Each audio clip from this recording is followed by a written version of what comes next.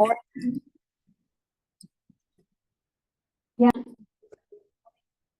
There you go. Welcome everybody to the December Housing Solutions Advisory Council. We're so glad you're here. Thank you for those that are online and those present in the room. Just yelling into Jim's ear here. We are not going to do big introductions because we have a full agenda and we just want to get straight to it. But welcome. We're glad you're here. First thing on our agenda is public comment. If anybody in the room or online would like to say anything, Meredith, do you know if we have anybody? Hannah, great. I just joined. I don't have any chat messages. Okay, wonderful. Thank you for that. Which means we get to move right to our subcommittee updates. And so I will first pass it over to Bianette with HAC. Yes, very quick updates this month because HAC did not have a December meeting or November meeting because we had our housing forum and our annual luncheon, which I just wanted to say thanks to everybody who's there. I think everybody in this room. Oh, so I wasn't there. We missed you. I hope you get your gift. Thank you. Oh, great. Yes. Just wanted to say thanks again for everybody who came to that and hopefully you felt appreciated. And yeah, January is gonna be our meeting. We're hoping to look to the new year and are also gonna be working alongside Solutions Council to be changing our bylaws. So just to kind of have more consistency with Solutions Council. So that's gonna be something that we're looking forward to in 2025.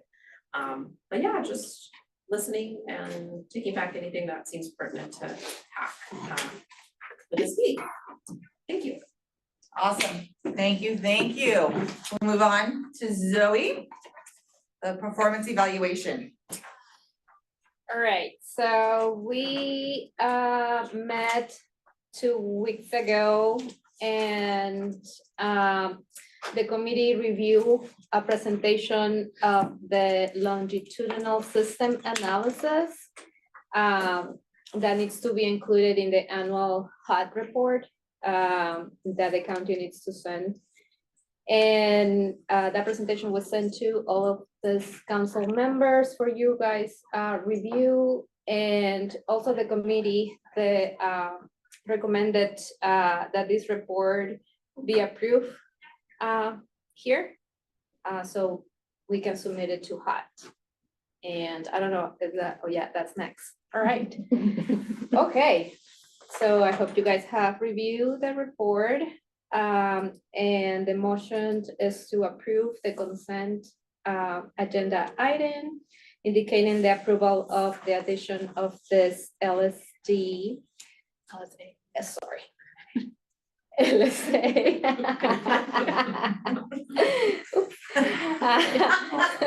To the HUD report. Don't get excited. So yeah, and I will accept motion to move the consent agenda forward to a vote. And There's second. second? You're making a motion? Yes, sorry, I'm making a Happy to motion. second. Okay, so we have a motion from Zoe, a second from Christina. We do it all in favor with a raise of hands, either online or in person. I have a question. Oh my before gosh, this I happens. apologize, Jim, I Very did not do simple. discussion. Thank you, thank you. So on the slides that you presented, I mean, I'm certainly gonna vote for approval, but I just wanna make a comment. And on the slides, they're very difficult to determine. You use a lot of abbreviations. I don't know what all those abbreviations are. And in the access here, it's really hard to follow that graph. Yeah, And that might not be yours, that might be HUD's graphs, but just for, just to say, there's a lot of abbreviations in there that are nowhere noted anywhere else, and I don't know what HOC or HOA. yeah, right. mean. Yep. So thank you for the Yeah. comment. Great. Recommendations taken, and yeah, we will make sure that the county prepares a report where all those acronyms that probably who work in the homeless service or housing service will know and recognizing that not everybody has the knowledge of the products that we're using. Again, it's like in medical graphs, when you see a graph, there's a little line at the bottom in very small print that Accurate. explains what every one of those things is. Yes. Thank you. Thank you, James. We'll make sure to include it. I think Good call. Oh, yeah. No, you did, and you're right, if you're not in this world, then a lot of the abbreviations don't always make sense, or sometimes they could mean multiple things when we, when we look at stuff, so. Right. Yeah. No, that's a great call out, so thank you for It that. is, yeah. Thank you. So we still have our first and our second Second. with discussion. If we're ready, unless anybody else online or in person has more discussion points. See, I did it right that time. We will then go ahead and do a vote, raise of hands in person or online, please, for a yes vote to move forward. Great, thank you. Do we need to? I think some people Any have, no's, Vernon any raised his understanding? hand. Yes, Vernon raised it. I think Hannah did earlier. Yes, Yes. it is. Yeah. I'm not sure. And Any- Stacy? Any And abstains? Stacy, yeah. Is anyone abstaining? I think Abel's hand's a leftover. Yeah, that was. Okay, Yeah. I would agree. Okay, great, you guys, thank you so much. Thank you, and that's it. So that does take care of the first consent agenda item. The second one was new member recruitment. Your chair, co-chair, and a couple subcommittee chairs did interviews with. Am I wrong? No, you're good. Okay, did interviews with almost a dozen folks who applied for our Solutions Council here. Really incredible people. We interviewed 9 people, and we are recommending 4 of those to move forward to have a seat here at the Solutions Council. We do want to thank everyone who applied, including those who interviewed with us and took their time. This was an incredible group of thought thinkers and change makers in our community, but our bylaws restrict us with numbers. And so those 4 recommendations, Adam Peterson, Rachel Duke, Kim Hahn, and Danielle Dawson, who is in the room today, will be taking if Solutions Council wants to move forward with this recommendation, staff will take it forward to the Board of County Commissioners in January. And once that is finalized, then we will invite folks to the table in that full capacity. Any discussion?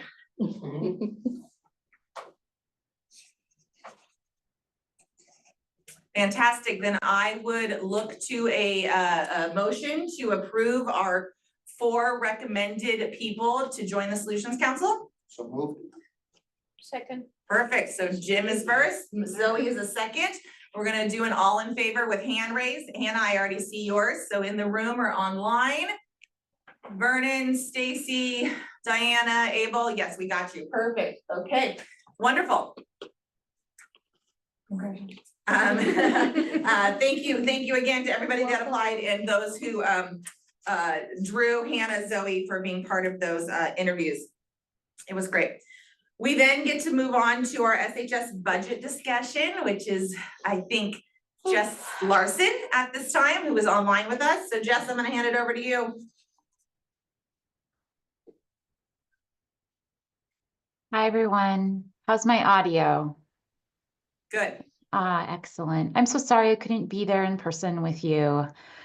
My day didn't work out that way, but I'm glad to have this time with you and really grateful for the team's work in pulling together lots of information so that your committee can continue your deliberation and discussions and recommendations for us as we move forward in our budgeting work for the long-term stability of our homeless services program. As you will recall, we built a giant, new, wonderful, beautiful, complex, and sometimes still not perfect system of care over the last 3.5, 4-ish years together. And it's tremendous and outstanding all that we have done in this county to better serve our community, better reach people who'd gone unserved in our community, and and help achieve housing for so many. It's really tremendous. And we're going through a difficult challenge and transition as we work to right size or optimize that system and wrestle with the reality of less funding than we thought we would have to operate the system ongoing. So that's what today's discussion is, continuing with a bit more information since we've talked with you last time. And I bet you've all already reviewed the PowerPoint. So I'll go through some of this framing context a little more quickly so we can get into the guts of what's new. And before we do, we have these discussion questions up front for you. So you're going to see this slide again at the very end. So here it is now, so you can be thinking about these things and helping us lean into these parts of the discussion. What we want to understand, since we built this 115 or 115 million plus system of care, and we need to right size it at about $100 million in 2025 dollars. Where might we have overbuilt? Where might it make sense to scale back our work?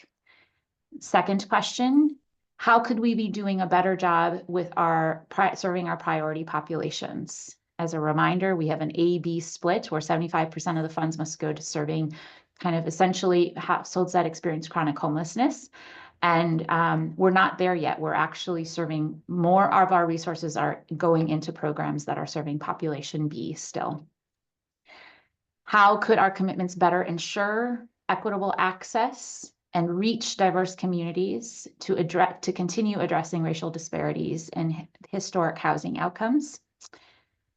What commitments would you reduce to better balance our system of care in alignment with our shared principles, which we're going to go over and again in a second?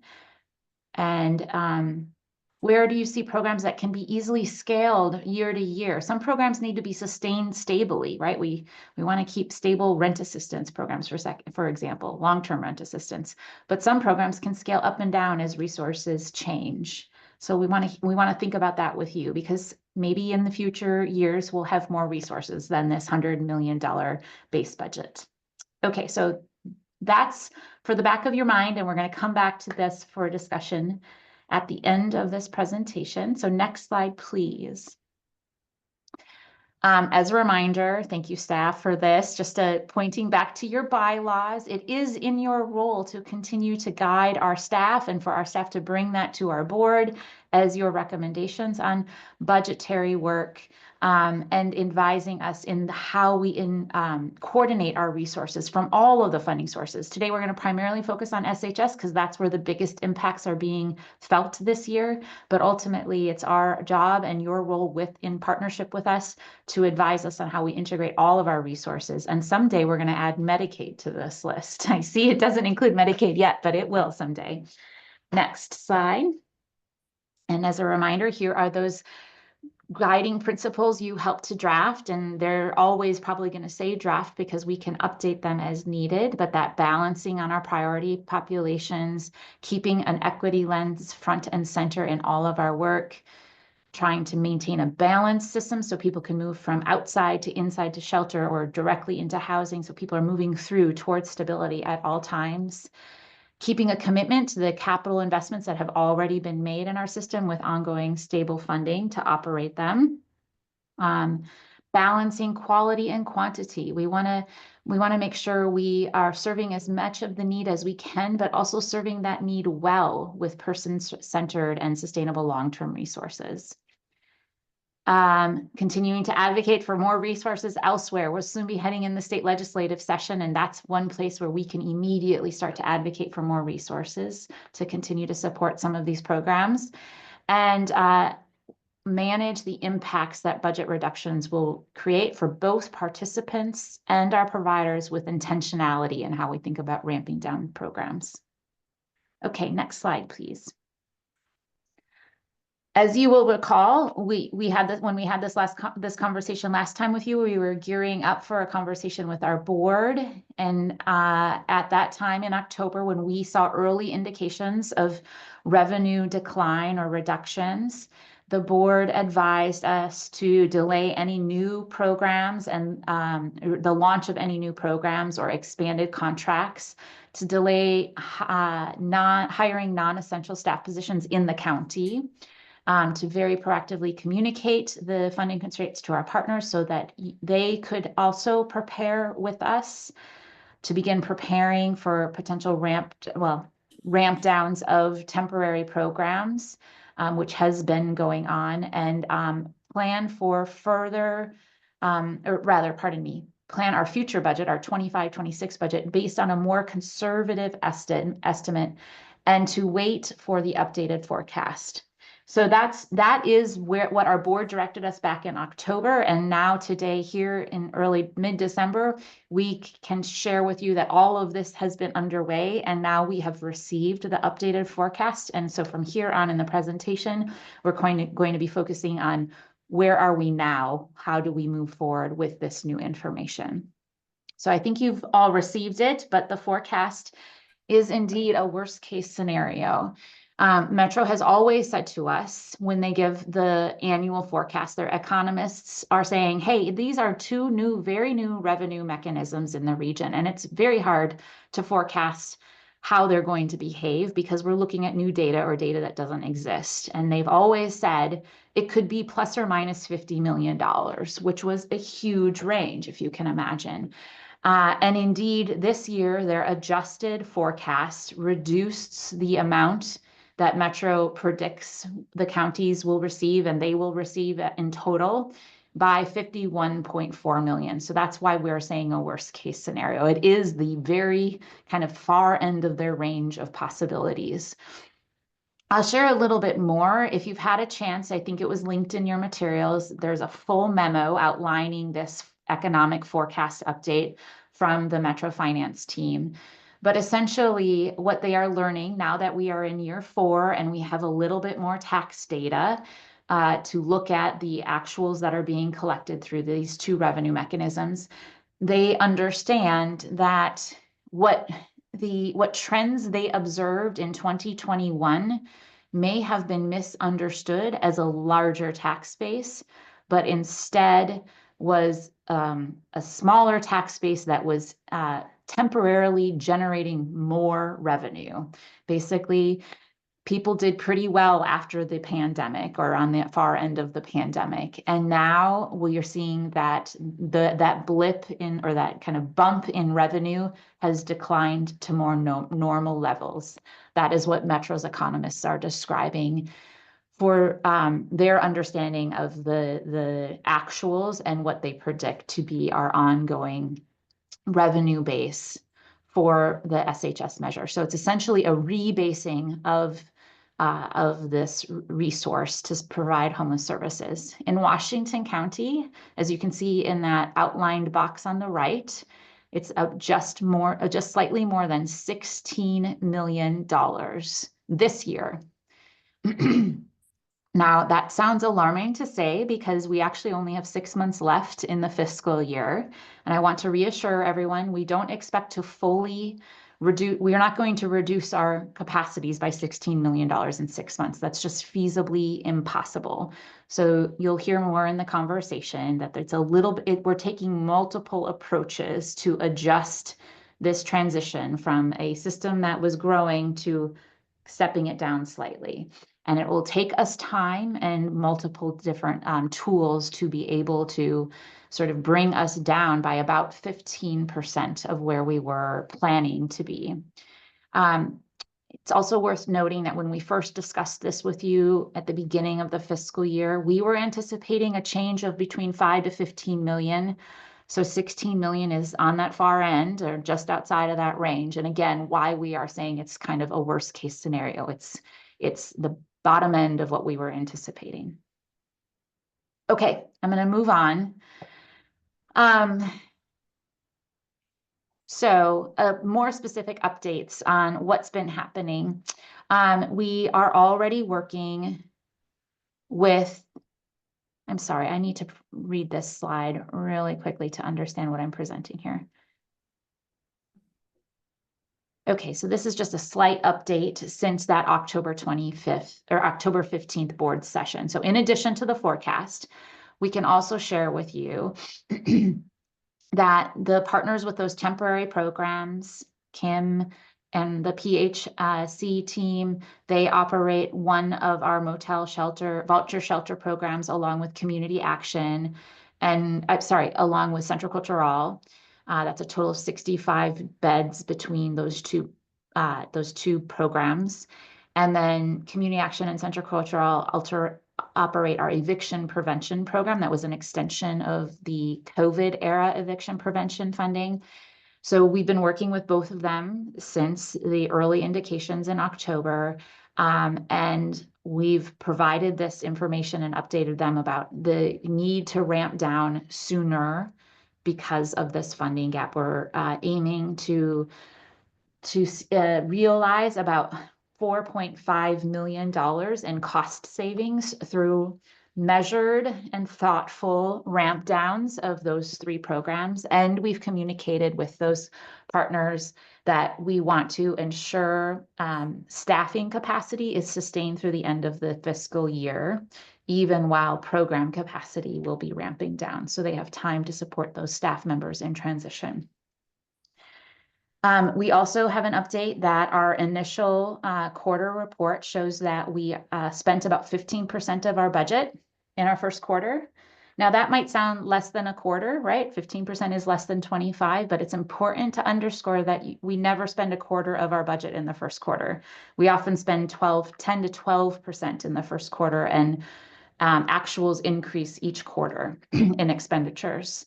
So this indicates to us that spending is robust in the first quarter, and we're going to need to do more to ramp down program expenditures this year than was initially understood, because that program capacity is online. People are going to work with these new housing jobs, and they're helping people get housed, which is exactly what we designed the system to do. And it's more than we can sustain. So we're going to have to consider how we're ramping down more aggressively or more urgently. Maybe I shouldn't say aggressively, but more urgently this year. So we've begun those conversations around balancing the system. You've been a part of them. We've also been doing them with our staff and in each of the program teams. The other update is, and recognizing that it would take multiple years to get to that sort of optimized system at the new revenue level. And then the other update is that our carryover balance has been put to work. So our board has taken action to further award 2 transitional housing programs and 1 more access center, so a total of 3 so far. We still have 1 access center reserved in the carry forward balance. And I think you'll see in our next slide, or in a slide just in a little bit, more detail about that. So I'll hold on that for a second. So what does this mean? Where are we now? We believe we need to move forward more quickly with those ramp downs, as I described. And we need to look at other opportunities for some cost savings. We've signaled to our partners that rapid rehousing is likely to be a program where we see significant reductions. We've pivoted that program to really focus on population B because it wasn't serving our community who had long-term needs, population A, very well. As it's a time-based program, it expires after 2 years.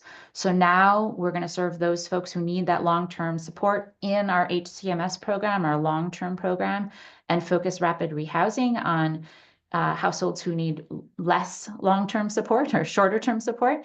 And that also means we need to shrink it because population B is meant to, be a smaller portion of our overall system. So this we feel aligns with some of the conversations we've had with you, and we looked at the pie charts together and things, and what we're hearing from our partners. We also think there are going to be more reductions. Frankly, I've asked the program implementation teams to begin considering what 15% reductions would look like across their programs. So across access programs, across shelter programs, across the housing programs. So we know we're going to see reductions touching every part of our system. It's just necessary when it's this scale of a impact. And then there are going to be targeted reductions where it makes sense that certain parts of our system might not be prioritized the same way. That could include Housing Careers, which is a program that has been a really great and exciting, successful program, giving folks opportunities in the housing jobs that we are creating. And now as we have a system that's built out, it might not be where we can prioritize our resources. And similarly with the data quality program, that problem is also going to probably have to be reduced to some degree, but hoping that those investments have created capacity that will support long-term technical capacities in the organizations. Next slide. So I mentioned where we are at with our carryover fund, and this slide has a lot of information on it, so I'll try to go slow and you can read along with me. But basically what this is amounting to is a staff recommendation. In addition to those program reductions, we need some funding support to help manage the transition. It can't all be done in 1 year. It's certainly not going to get done in 6 months. We think it'll take a couple years, maybe 3 years, and we're going to need to use some additional funding from the carryover balance in this system to be able to make that transition. So you can see in that larger row, the remaining carryover funds, that describes 14 million left from where we started the program year. It's not that we spent all that 96 million, it's that we finished allocating it, finished committing it out. So that 14 million we think should stay assigned to a permanent location for our pod shelter program and a future Beaverton Access Center. But that will leave about 7 million, maybe $8 million left for the transition fund. But we've also are going to be asking our board to look to the reserves that are required to be set aside for specific uses. We have our own contingency reserve in the county, but there's also stabilization reserve. And we have early indication that Metro is supportive of the counties dipping into that funding source. Now, remember, that is meant to help us weather economic downturns, and we're not exactly in an economic downturn, so we want to be conservative here. But there's also the Regional Implementation Fund. It's unspent RIF money, we say, in the Tri-County Planning Body space. These are dedicated funds for the work of regional coordination, but it took 2 years for that work to get up and running. And so for us in Washington County, $9.8 million is still set aside because it wasn't used in those first 2 years. And this would be an excellent use to help the region transition over the next couple of years as we absorb these revenue reductions. So we are hopeful our board will be supportive of that and then would be moving forward and asking for that funding capacity at the Tri-County Planning Body. And I think these notes sort of outline exactly what I just walked through. So I don't think we need to. Oh, and I'll just say that the last item here, you may recall that when we talked to you and the board about this back in October, we were suggesting a reduced budget so that we would be taking a conservative approach to the forecast in future years to better weather the possibilities of less revenue received than the forecast. But at this point, we are now recommending that we actually budget next year to the actual forecast number, because that is about, we believe that is both a more conservative estimate in the way the forecasting has been conducted, but also we don't have confidence that our system would be able to adjust further downward to a more conservative number, which would be more like a $90 million budget. That would be too severe of a reduction to sustain in 1 year. So that is an additional component of our recommendation to the staff, to the board. Okay, So now we're moving into the planning discussion where we really want to engage you all in helping us think about how we create this balanced system, right-sized with this new revenue that we believe is going to be our baseline going forward, about $100 million system. We wanted you to have these numbers on, quick access, because this is sort of how we bucket our program investments. And you can see, the levels of investment on each of those different areas, and start to understand, how $15 million is going to come out of these current expenditures, essentially, or start to advise us on your recommendations on how that might come out. So this is not, I want to underscore that this is not our budget from last year. If you added up all these numbers, it doesn't quite add up, and it's not going to be our budget for next year because it's too much. We don't have enough money for this. But we wanted to give you a view of what it's going to cost to operate what we've built so far, or what we've committed to bringing online, because there are a couple emergency shelters and transitional housing programs getting under development. And that we felt was important for your consideration. So very briefly, in Access and Outreach, that would be our Access Center operations and our outreach providers. We estimate about a $5.1 million budget for these programs. It also includes our housing liaisons, who are helping divert people away from the long wait lists for permanent housing or rapid rehousing. I think I misspoke there. I'm sorry. I believe it's just Access and Outreach, and liaisons are in the short-term solutions, but staff can correct me if there's a quick reference tool, or interrupt when you want to. Yes, just the housing liaisons are under short-term solutions. Thank you for that clarification. Perfect. Gray. That's right. Justin oversees them in the Access team, but they are coded and budgeted to our short-term solutions. Excellent. Emergency shelters, which we've distinguished from alternative shelters. Emergency shelters are generally those congregate spaces, and we will have 3 permanent emergency shelters in our system, whereas alternative shelters are either our pods or our motel-based shelter programs. Transitional housing in the 119 units that will be breaking ground over the next future months. Short-term solutions, those liaisons and their flex funds. I believe this includes eviction prevention. Nope, this doesn't include eviction prevention, but this might be where you would put eviction prevention funding if we were going to include it. We've been spending $12 million per year in eviction funding, again, just using that one-time carryover fund. Permanent housing, this includes both hey, Nicole, can I invite you in for support? Does permanent housing include rapid rehousing and HCMS and site-based PSH, all 3? Yes, and then also the long-term rental assistance vouchers, the move-on rental assistance vouchers are in here as well. So for folks that are Excellent. graduating case management services, their ongoing rental assistance is covered in that pink bar. Perfect. Oh, good. And I hear the paper rustling. So the folks in person have reference tools at hand. That's excellent. And then last, our system support. This includes things like coordinated entry, the data quality positions, and a few other items that that's separate from our county admin. It's the parts that help the system work together and in coordination. I believe it might also include our regional investment and strategies.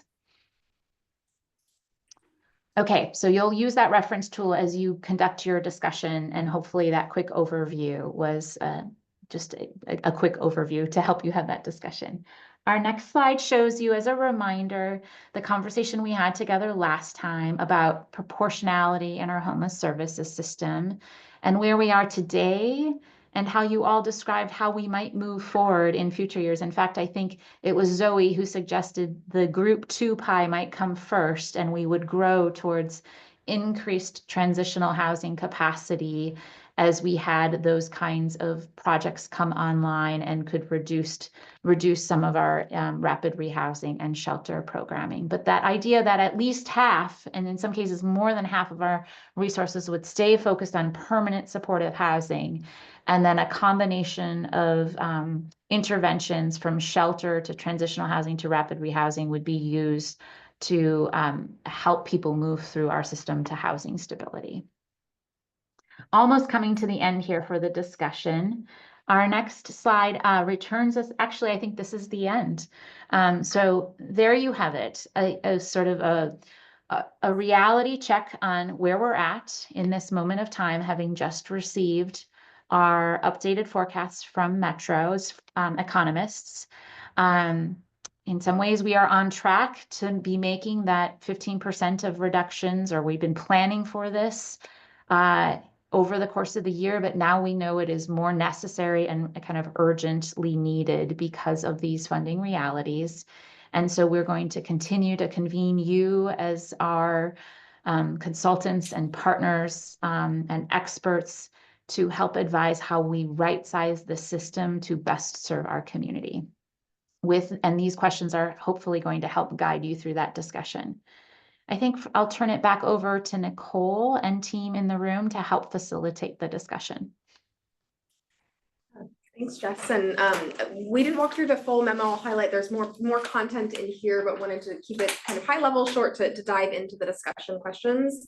And one thing I want to call out, your chair appropriately pointed out to me that and a good reminder that the needs that we pulled are from the coordinated entry system or community connect system and from HMIS, and there are known gaps in that, particularly for access centers that aren't currently required to use HMIS. So there's likely other data limitations I have to pull data from, but wanted to uplift that, you know, this is an overview of the outline of needs, not necessarily a total tally of the needs of every Washington County resident. So with that, I might kind of direct folks' attention to the screen. I'm happy to kind of go either question by question, or if folks are really interested in diving into one question now, that is your prerogative. And Jim, I see your hand. Just a procedural question. Mhm. So forgive me if I don't understand this. So preventive housing services, which is the big part of your budget, does that include regional long-term rent assistance? Yes. So that's all there. So that's all wrapped into that one budget. Yes. Thank you. Yes. Regional. Long-term rent assistance, okay. Maybe that's a good place to start. Are there other clarifying questions from reading the memo or from the presentation today?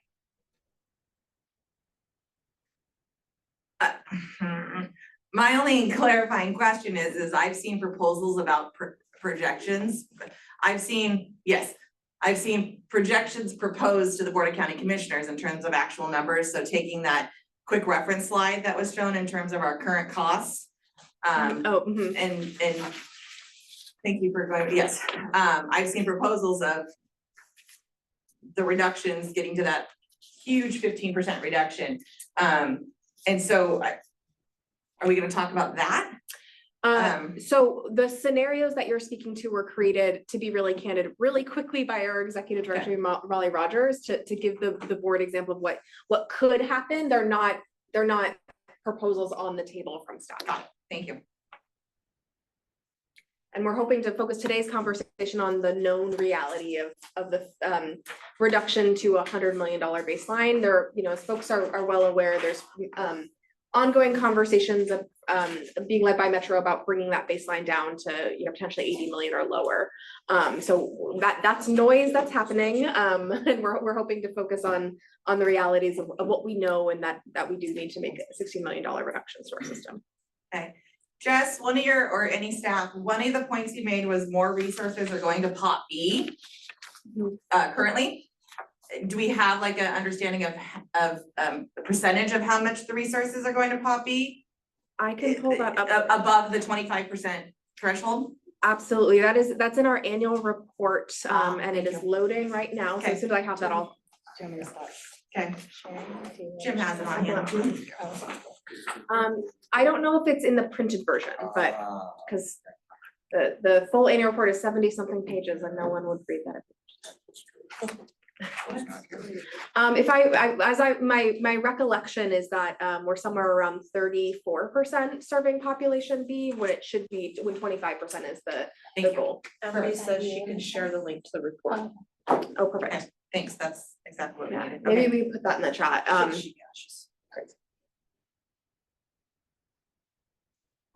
Benefit of having staff online.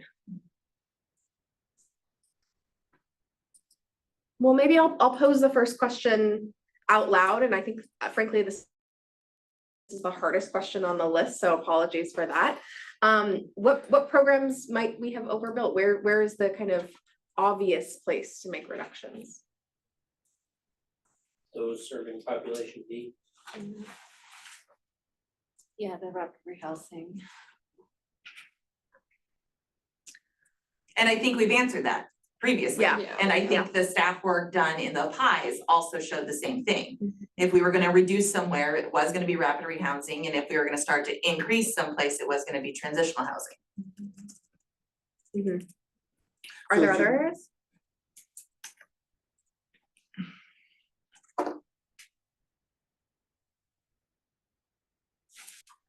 I think this is the problem, right? And this is what you guys are struggling with is it's all necessary. It's all necessary, and I don't know that we overbuilt. We couldn't have foreseen these reductions in forecast in revenue. We were building a system literally from scratch here in Washington County, and we did a damn good job. And we're housing people, we're doing exactly what this funding was intended for. And so I don't know that it was an overbill, honestly, like I don't look at it that way. I recognize we have to make reductions and it sucks. Vernon, I see your hand up. Yeah, just real quickly, if we're looking at, if we're looking at the reduction of rapid rehousing and then the potential of the increase in transitional housing, with the transitional housing being several months to maybe over a year away, what do we do in the interim? If we're doing that with quick wrap down with rapid rehousing, how is the impact for the transitional housing going to be made since we haven't had any of those projects completed yet? Thanks, Vernon. Excellent Let Sam question. answer that, but I'm gonna answer first, Jess. Sorry, I know, Vernon, I don't think anything is quick. I think that decisions are being made quickly because the information changes almost on a weekly basis at this point. Until we had real forecasts, we couldn't make real decisions, but I don't think rapid rehousing is asking to be terminated immediately. It's a slow ramp down while other things are coming online, but Jess, you take it. Okay, to that point real quick, Kim, define slow, if you could. Well, if I might define that, sorry, Kim. Because I do want to be frank and direct with you all. There will be reductions in our contracting capacity next year. And we think that the reductions will impact rapid rehousing most likely. Well, the reductions are likely to impact everything. And we're hearing from you and thinking with you that it makes sense to focus some of those reductions, so some more targeted reductions, if you will, on rapid rehousing. Now, how those reductions happen, how you as providers absorb reductions in, some of you are here as providers and some of you are not providers. So maybe I should say how let me frame that differently, because you're all here as advisory body members. How our partners will be impacted in absorbing those reductions. We hope to do we're going to plan to do it thoughtfully in a way to mitigate those impacts to staffing and also, current caseloads of people who are housed. We got to think through those details, but we're not asking you all to advise us at that level. We're thinking on a systems level. Where does it make sense to target our investments? That's another way to think about this question. I appreciate you kind of pushing back, Kim, and saying, we didn't overbuild. Well, another way to say is, well, if we had to, rebuild or start a budget from scratch, where would we most want to make sure we are prioritizing our investments, because we're not going to be able to afford everything we contracted last year. And Vernon, to your other question about, transitional housing is not going to be coming on programmatically online for at least a year. So, that's going to help us absorb, help us take time to get to this different level of system, if you will. So we're going to be able to take cuts more slowly in some programs, because those programs won't be online and won't be costing to our expenditures next year. Stacy, I see your, Vernon, did you have any follow-up on that? Great. Stacy, I see your hand up. Thanks, Kim. So this is so painful and it's so difficult, but I guess this is why we're here. So I'm just gonna advance what I think could be a way to think about this. My guidance would be to try to keep the shelter housing buckets as full as possible and put the highest pressure on the system support, the county admin, and on the access and outreach. That's what I think would be appropriate. The why I think that is because we know that we would always like to do things better and have them be a little bit more easy and work well, but in the end of the day, we have to make sure we're doing the housing production or the housing work, that we're doing the shelter work, that we actually are moving people. And so I think that represents that. I'm not sure. The overlay of population A and B, I think, that has already been written in. And I feel like besides the guidance on trying to make things kind of glide to smaller instead of emergency brake to smaller. So I saw that guidance or that policy statement someplace. Thumbs up for that. I think it's important to make sure providers are not totally destabilized. I also think that it's important to really show that even the smaller parts of the budget are being managed as tightly as possible. And so I know those parts are smaller than the other parts that we're talking about. And so, yes, there's going to be some across the board, but I think going hardest on those kind of says we really are trying to maintain as much funding in the rental assistance and in the shelter portions. And are operating kind of as leanly as possible is the way that makes me think. And, I'm sorry to have missed this pie chart conversation, but it sounds like it made a lot of sense. If we're going from current to group 3, passing through some phase makes the most sense there. So, yeah, I know this is difficult times, but I think it's, it's only responsive to what everybody wants to see in the system, right? Everybody wants to see the most performance possible. And we've laid out the population A focus, very important, and the provider, no fast moves, no destabilization. So those two things are the best protections I think we can have as the budget reduces.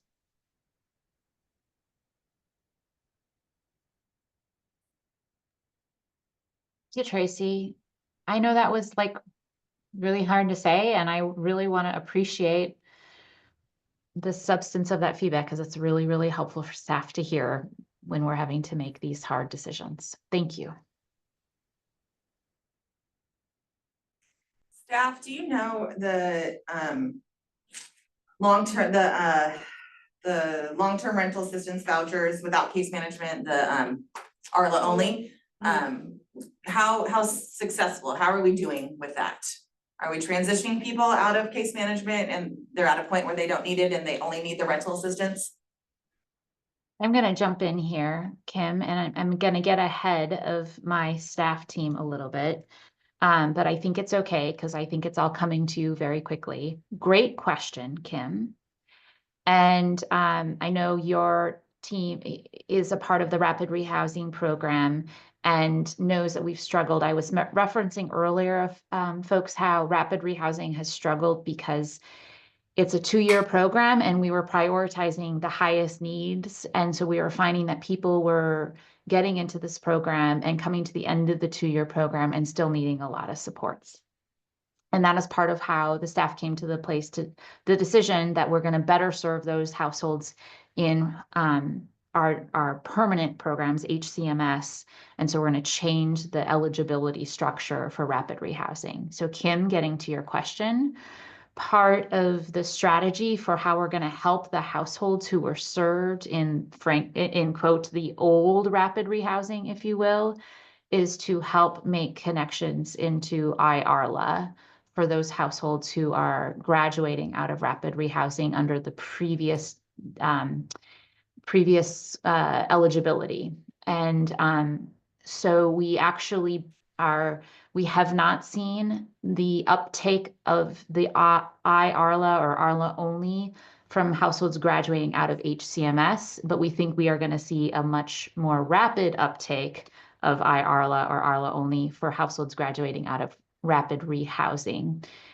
We don't think that's going to be a permanent bridge, if you will, because it's really just meant to focus on the folks who were impacted from the early years of rapid rehousing under that old eligibility. That was a lot of information, and we weren't prepared to present on this item, but I think it's relevant to your question, Kim, because we think there's a strong need for IRLA right now.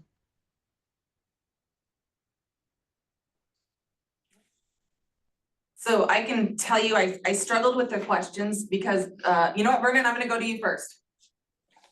I was just gonna say, with the level of gravity in which we're dealing with, is just this time frame today going to be all that we need to really make well-informed and thought out responses and recommendations towards decisions?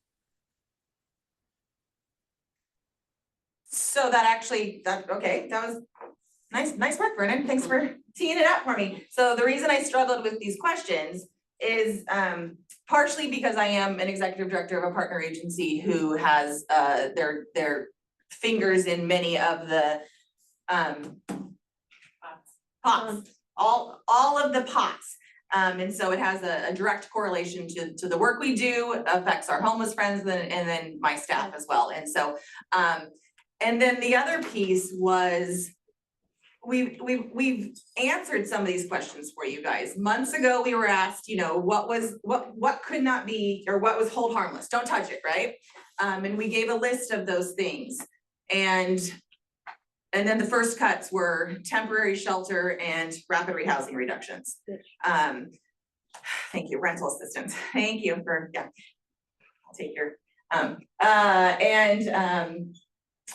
and then, you know, more conversations happened and we were asked, you know, again, kind of similarly thinking strategically about the system, knowing these cuts are coming in lieu of reform, like that's not even, this is just this year and next year type stuff. We pushed back a little bit saying, gosh, do we really move forward with all of the carryover for transitional housing when we have these huge, it turns out, worst case scenario reductions happening? And we moved forward with $40 million to transitional housing. And then in our quick snapshot, it's a chunk of money that's gonna be needed to actually do that programmatic funding. And I know there's a caveat to all of that that was placed into this, which I appreciate. I just,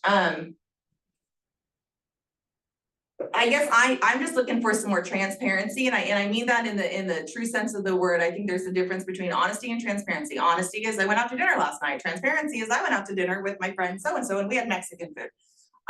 I guess I'm if you want our input, we kind of need to know where staff are leaning. And because the answer to the, you know, what, where can we reduce? You have a group of people that are gonna say nowhere, oh my gosh, this is too tough.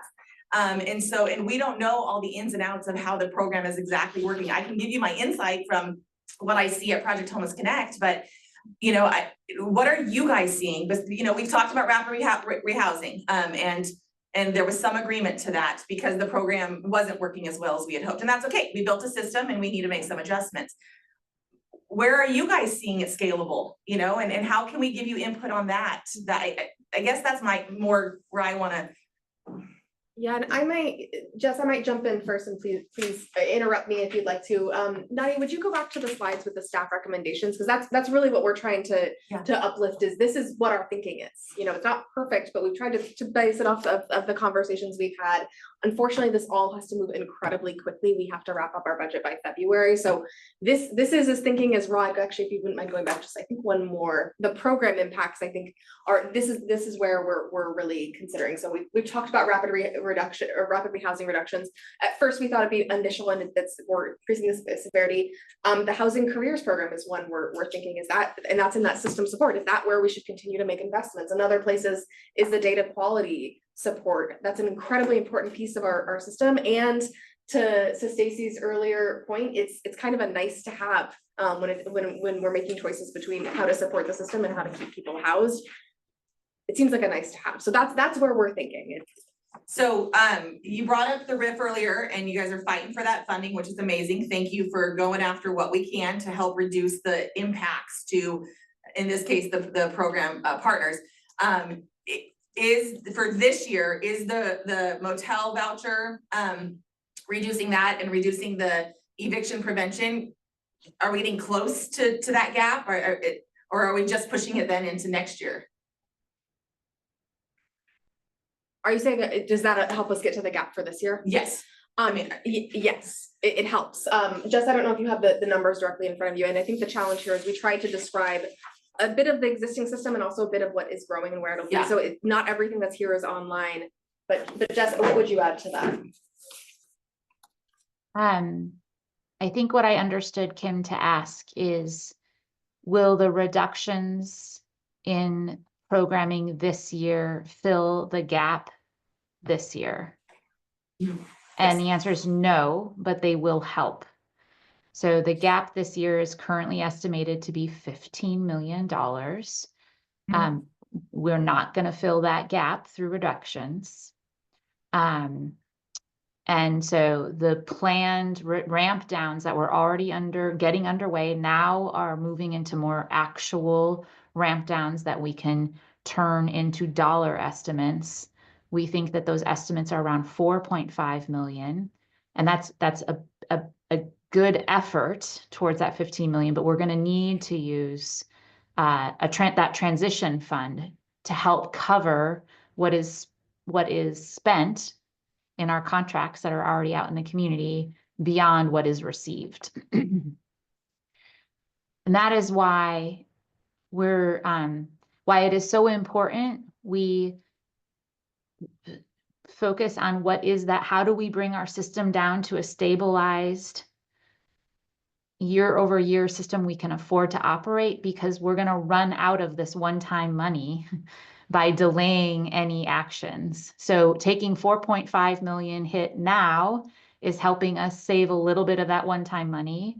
And next year, we're going to take a bit more of a hit, and we're still going to need some of that one-time money, but we can't spend all that one-time money and then just, spending the one-time money doesn't itself save us, reduce our budget. We have to also reduce our budget in order to get to that sustainable. So it's about taking steps towards that sustainable state of operations. And said another way, if we were to fully fund eviction prevention this year and use our transition fund this year, we would still be at the same place next year, minus $12 million.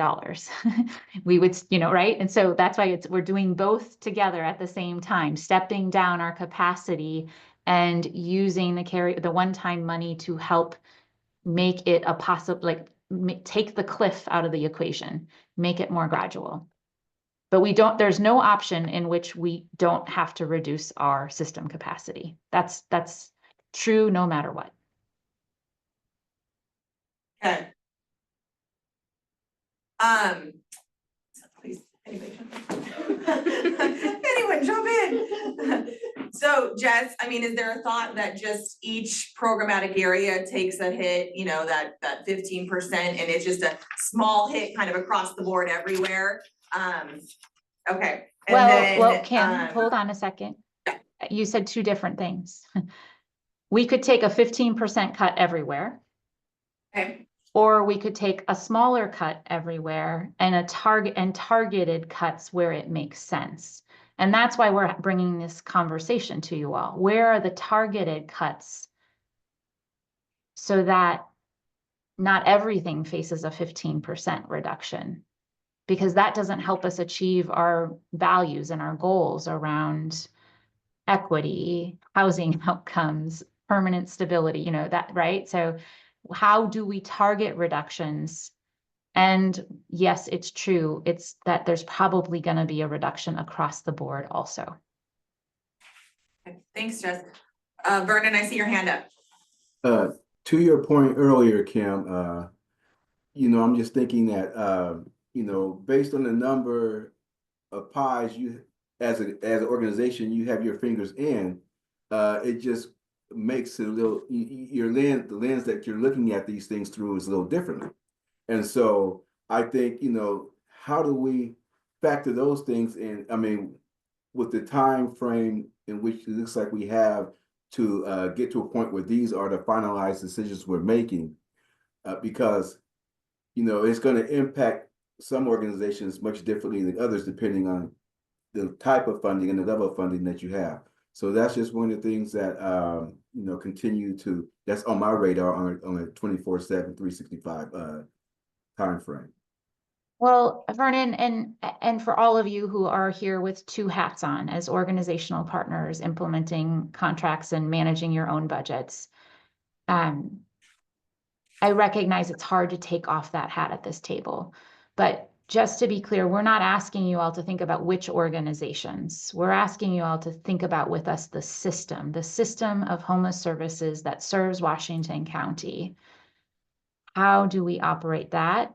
And frankly, we don't even ask our board to think about organizations. That is never how the budget is designed.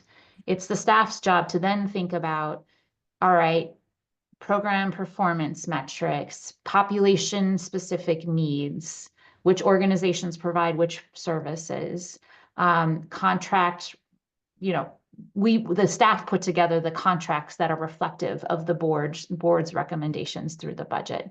So we're asking you only to think about how do we meet the needs of our system or balance the system out, and which organizations are providing which services are not a part of the advisory body decision or discussion. Yeah, that makes sense. Stacy.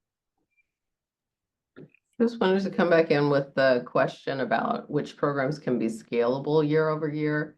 And I wasn't sure, I haven't tracked well enough, like what other funding sources are impacting this. And so is there anything in the outlook that would make you think that a particular type of the housing related lines are going to be more well supported by other funding, or having I don't know, COC impacts or whatever? Is there any place else that we can get information about that question, about what's going to be scalable because it has access to other funding compared to this? So it's probably not overly significant, but I just thought in case okay. there was some. Well, some I place to appreciate, look. thank you, Stacy. I appreciate the question. I would say with HUD, we're just hoping we hold steady, right? And that's a $4.5 million roughly COC grant. So no opportunities really to leverage or even to think about scaling up or scaling down. That's just, we hope that stays steady. With the state, though, we've just finished the 2-year EO program, and there's work afoot to create ongoing stability for all of that capacity that was brought online, primarily shelter capacity, but also because shelters need flexible resources to house people. There was also rent assistance and things like that were paired into those EO programs. So our EO funding expires, and all the partners who are helping us utilize and spend down that money, it expires in June at the end of the fiscal year. And we're hoping through the legislative process and the budgeting process at the state ledge that we get at least as much to sustain and maybe even see a step up because it's a good budget year. And that's going to take statewide advocacy effort from all of the housing and homelessness advocates. So that's a place where we would be able to, we already braid that resource into our SHS funded contracts. So we would be able to kind of reduce some of the SHS portions of those contracts in those services. Good question. And then I'll just, Kim, because you asked earlier, and I appreciate it's sometimes helpful to say a little bit more from staff, like what we're thinking. So when I think of programs that are easily scalable, it's programs where you don't have to spend 6 months hiring and building out a program and designing, training, and da da da da da. But you have staff ready to do the thing as much as you have the resources available to do the thing. And that would be sort of those short-term rent assistance and eviction prevention resources that now you still have to scale staff capacity. Sorry, I didn't say that right even after the third try. Scale staff capacity to some degree, but those, we could have good years in eviction prevention resources and tough years in eviction prevention resources without impacting housing stability and job stability from a year-to-year basis. Zoe, please, I invite you in to argue with me, but that's part of our thinking about like those kinds of programs can be a little bit more flexible than, for example, an HCMS program. I agree on that. However, since the pandemic, since 2020, we really will know yet based on inflow of the homeless assistance, what's going to happen when we stop that line of support. And that is something that we will see next year after this cuts of reduction. We are at the moment shifting and not able to pay a full eviction cost, and we are limiting the amount of funding that we're going to provide to households.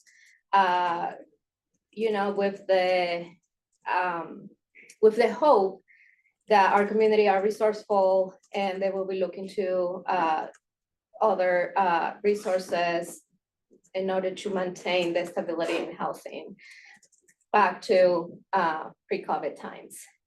It was like that. So, but we're not gonna know until we'll see that inflow to the system if that happens with the cuts of eviction prevention.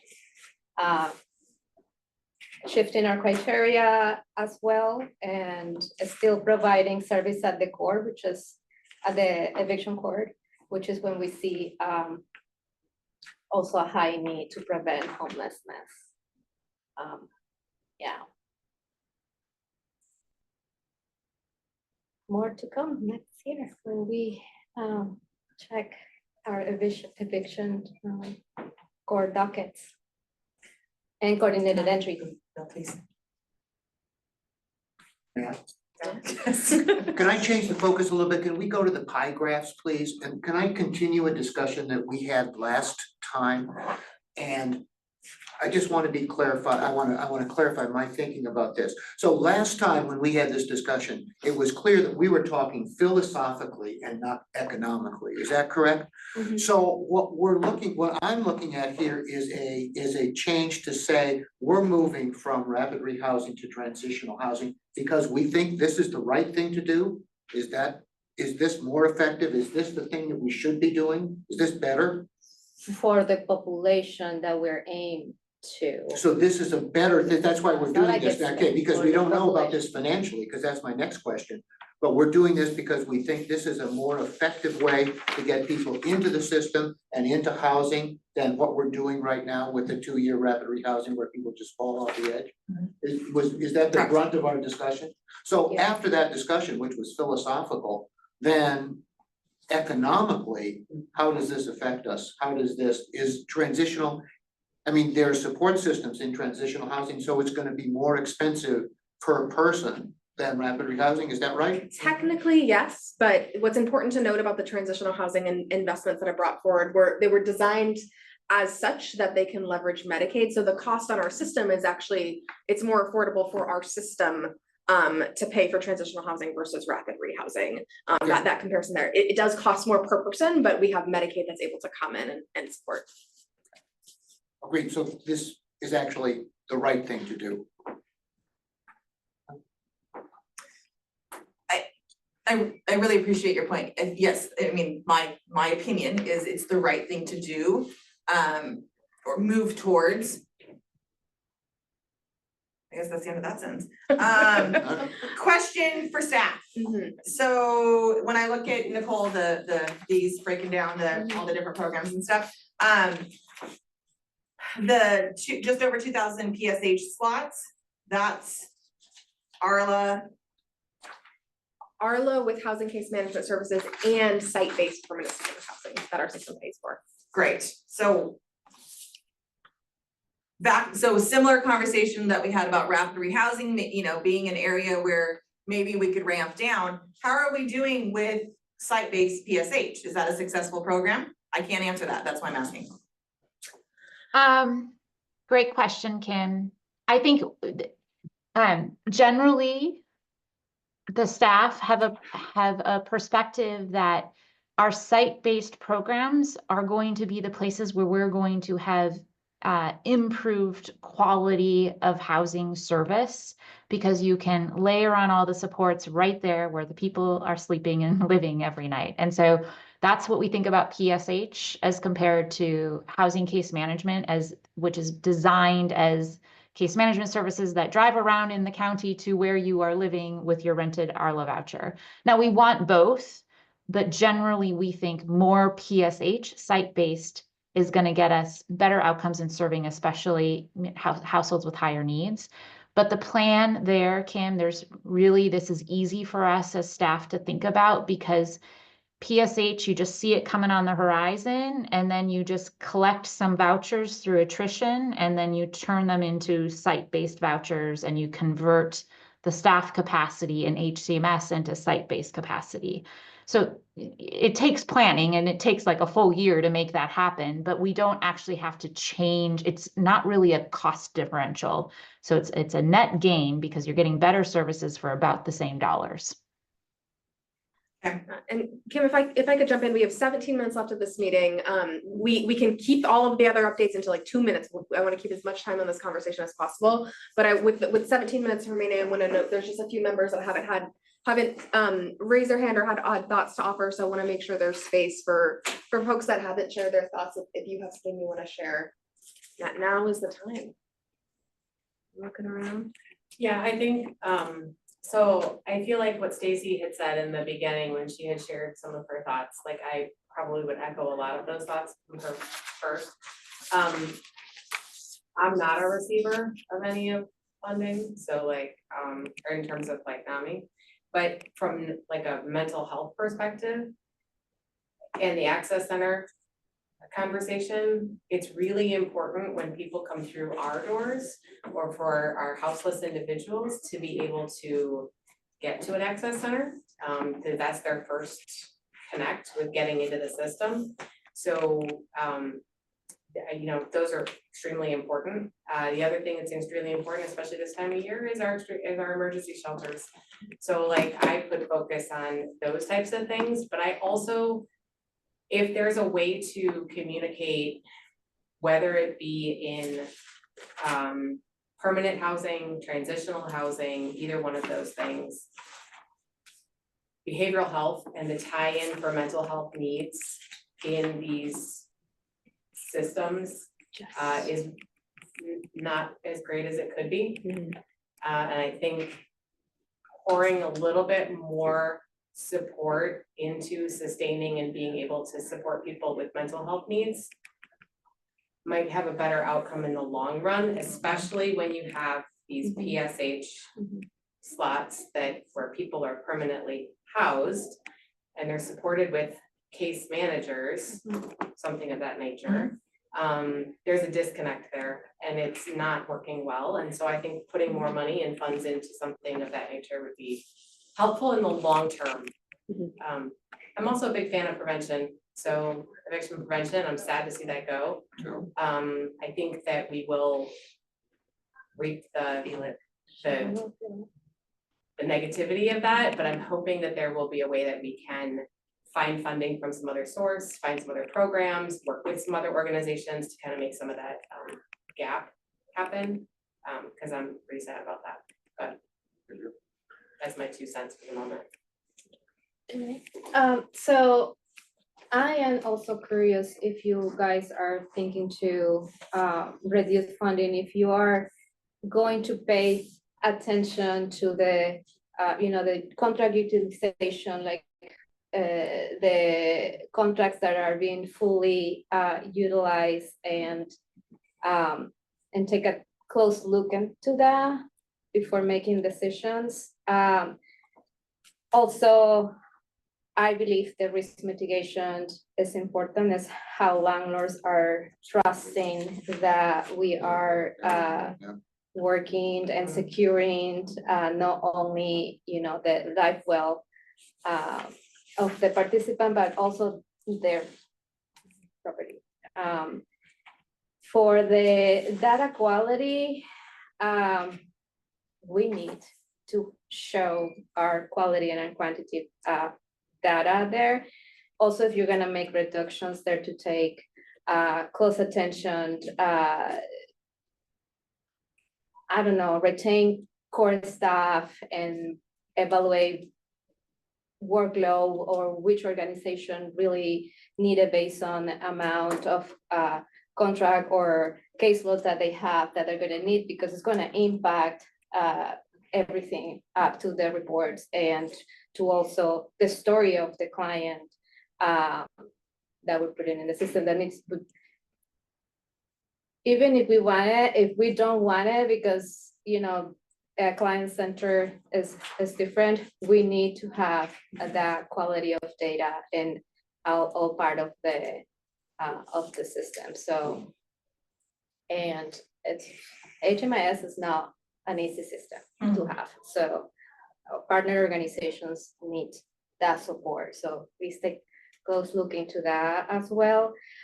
The furniture services, I will also curious to know if the utilization of that, and probably limiting the services to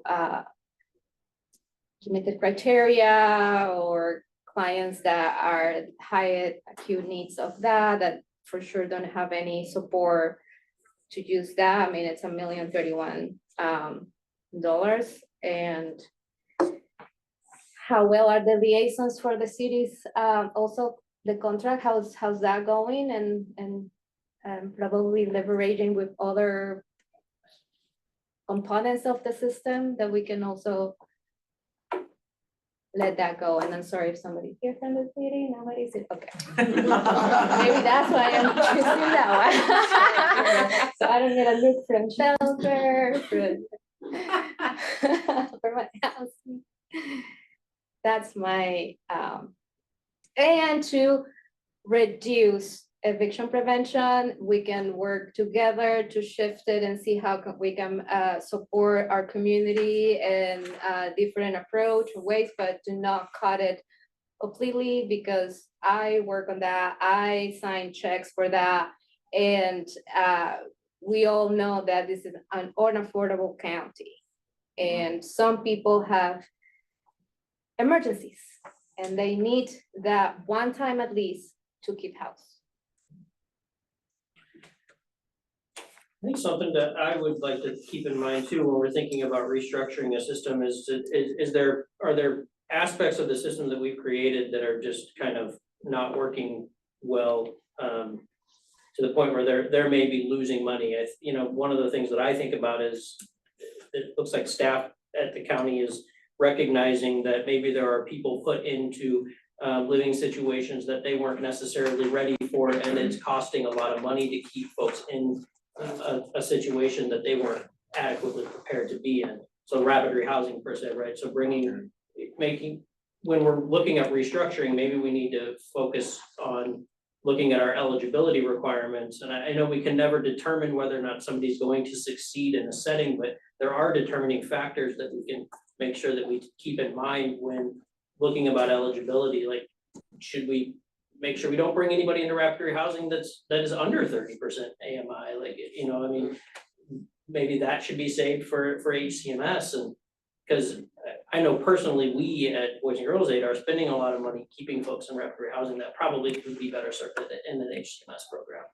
And I wonder if the county is seeing Mhm. that's where a lot of, funds are going towards. And it's not fair for that individual too, who then is going to come towards the end, fail, right? Because potentially we put them in a position that they weren't set up to succeed in, Which goes back to and then cost a lot of money. Christina's point about making sure we have the behavioral health, Right. wraparound services as well. I think that's you. I think it is. Oh, You're, something's ringing on you. And then the other thing that I know to be true that I would be remiss without at least bringing it up, in this setting is to Drew's point about, the system and how we're doing it is our, utility checks. For folks that are in our long-term rental assistance and stuff, to me, what I see is a misuse of funding, we gotta figure that out. Our wee little agency, I can tell you, it's a big chunk, and so I can't imagine divided over all the agencies that are doing, the ARLA stuff. Thank you, Kim. I- And I know, oh, sorry. I was gonna say, thank you, Kim. I appreciate that note on flex funds, and that is also, and Drew, your note on like what's not quite working, because there are cost savings within programs, right? We don't just have to look at the programmatic level. We can look at flex funds or elements of programs that can also help us maintain quality level of services and capacity of services, but still achieve cost savings. So we love that kind of feedback too. And Hannah, I see you just went off camera, but I also wanted to give you an opportunity to chime in with any feedback if you're still available. Give me 1 second. Sorry, a staff member just came in, was asking me questions.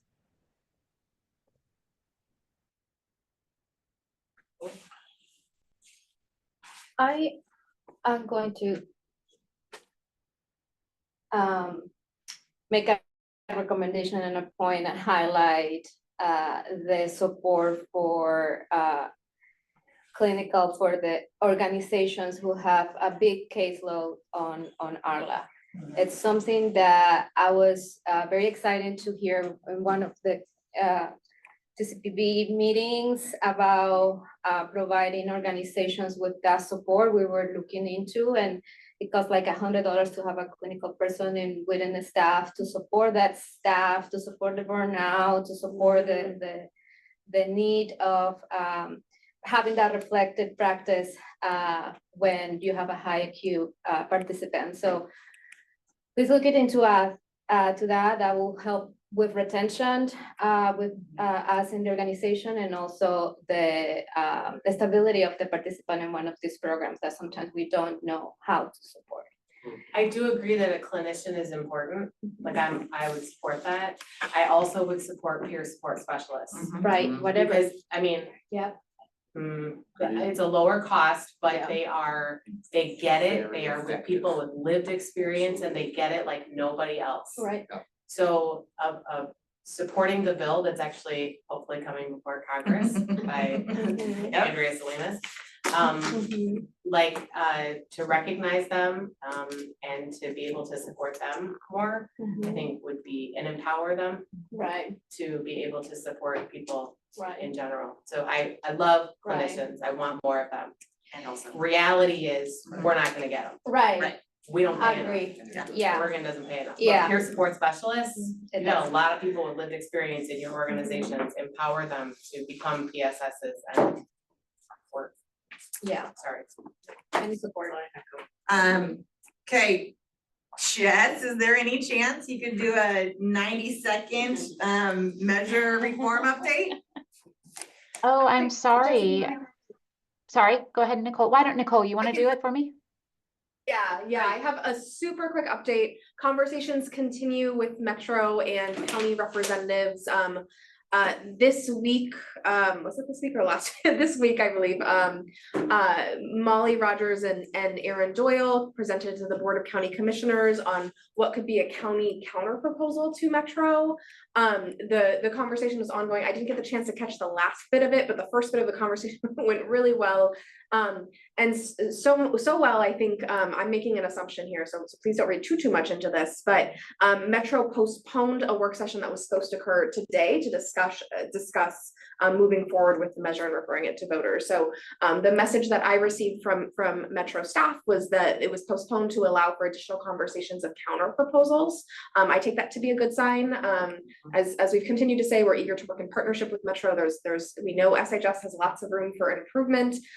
We, in alignment with our board and with you all, are not excited about revenue reductions, though the counter proposal from the counties includes a small revenue reduction to address kind of the call from the business community, the call from Metro to reduce taxes. And what it is, instead of going down to a cap, or what you heard, or going down to 0.75% for the personal business tax, it is a 0.1% reduction. So that would be a smaller impact. And then the other kind of key piece is having the resources retained with the county and having more flexibility rather than having Metro have a separate housing development proposal. So the update is conversations continue. No decisions have been made. It feels like things are moving in a more positive direction.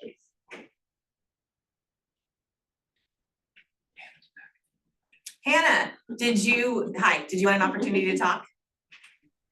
I mean, this is just such a important and hard conversation for all of us to have, because it's impacting somebody, whether we're helping somebody in one direction and then it is potentially not helping another person. And so, I mean, I did like just what you said, where it's like you have people in rapid rehousing where they're being somewhat successful, like maybe success is measured differently. And then at the end of the 2 years, they still need additional support. So it's like, how are we going to push? Okay, so this program is working, but it's like, it's also at the end of the time, it's not helpful, because then we have people who are still needing more support. So it's like, okay, so where are these people going to be successful? Okay, so the 2 years isn't working. So maybe we are going to redistribute that program into looking, okay, permanent supportive housing, where, and then, I'm sorry, I don't know who's just talking about the peers.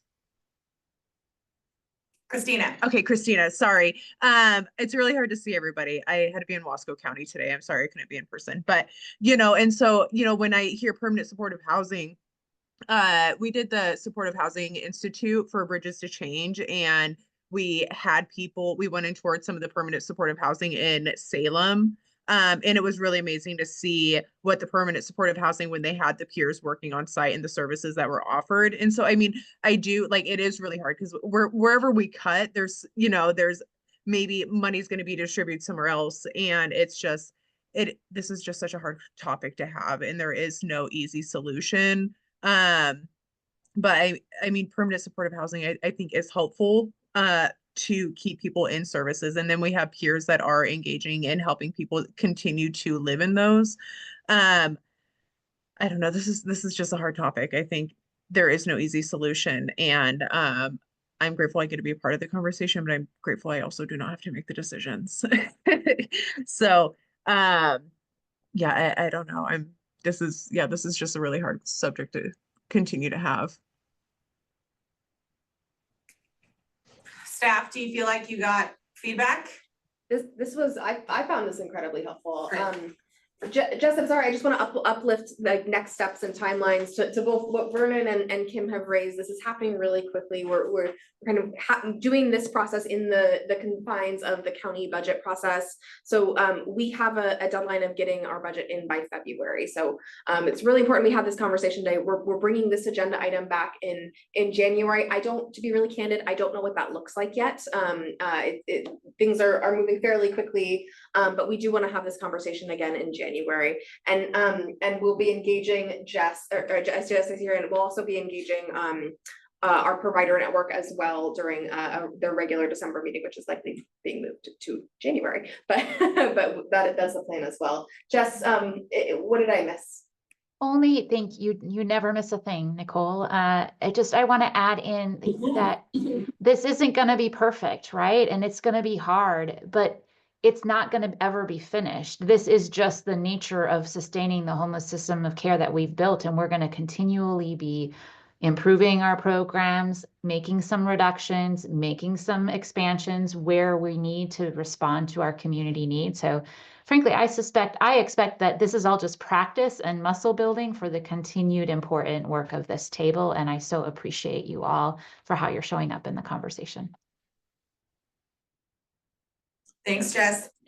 Can I ask some real quick? Just, as we continue these discussions, I'm personally just finding it, like I'm spending a lot of brain power trying to tease out what's new and what's changed since the last time we've talked. And so can we maybe just kind of, make a point to really highlight some of that stuff as we continue the discussion, like this is maybe been decided on, or this has changed from the last time we spoke, just to kind of pull that out a little bit. I think that would be helpful. That's helpful feedback. Thank you. Just join me at every meeting. Well, that's part of the True. confusion is, we're having this discussion, I feel like this is like all I do now, like, so. It does feel, A little bit. Are there any other staff updates? Okay, I am gonna make a plug as a service provider. I am thankful to hear that the conversations with Metro seem to be moving in a good direction. It would have been awesome if that could have happened months ago, because they are up to a deadline as well. And I think one of the things that I'm looking for from Metro is not a May ballot measure. I fully understand we might have to do reform and we might have to make compromises, but I think a continued conversation now that we're finally getting to a point of negotiations is really important. And so my staff have written, I've written Metro, asking for them to just postpone a little bit. It could be November of, what's next year, 25, or even further out. But that is a voice that we could have, is recognizing maybe some changes need to be made, but this feels continually rushed, the decision-making process, even though it's been a year-long process, but now, so I would just advocate for your voices to be heard as well. I would say that the Metro Advisory Board echoes what you say. This is too much, too fast, and the experience and the feeling of that board is that things are happening.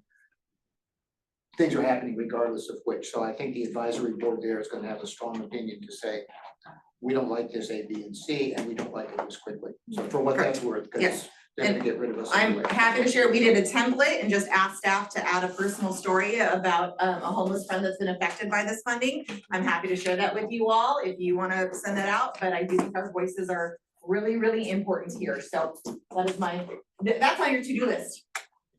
Okay, staff, we're good?